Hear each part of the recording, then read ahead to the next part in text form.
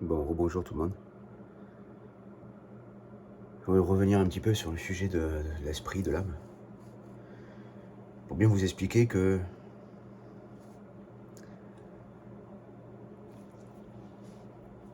esprit,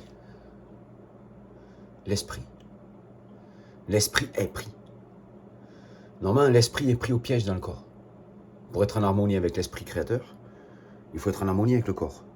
Et donc, il faudrait que notre esprit réside dans le corps.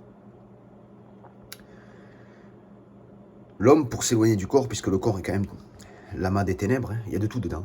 Les ténèbres, il y a tout. C'est toute la création qui est unie dans le corps.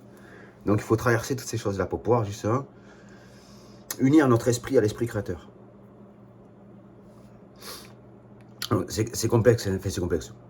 Pas vraiment complexe. Il y a des gens dans cette réalité, dans notre société, qui vont libérer leur esprit. Ils vont emprisonner leur âme dans le corps, mais par contre, ils vont être libres dans leur esprit, puisque leur esprit sera libre totalement.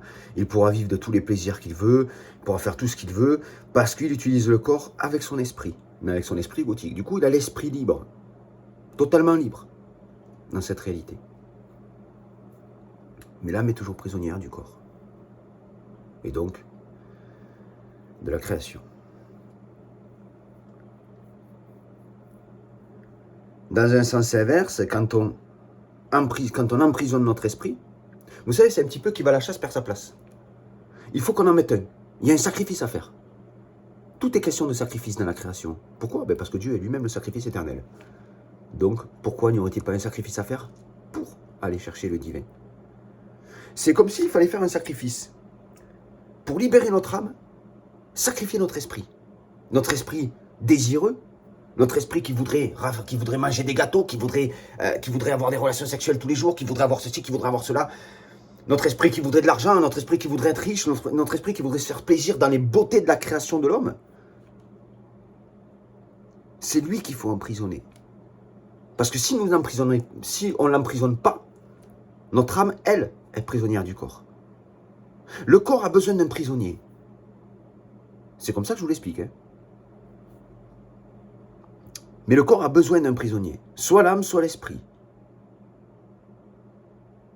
Si vous emprisonnez votre esprit dans ce corps, vous libérez votre âme de ce corps. Mais pour emprisonner l'esprit, il faut faire le chemin qu'a fait l'âme. Alors, c'est complexe, hein. Il faut prendre la place de l'âme. C'est pas compliqué. C'est hyper complexe quand même. Ça reste complexe, ça reste difficile, après j'en ai conscience. Mais on n'a rien sans rien.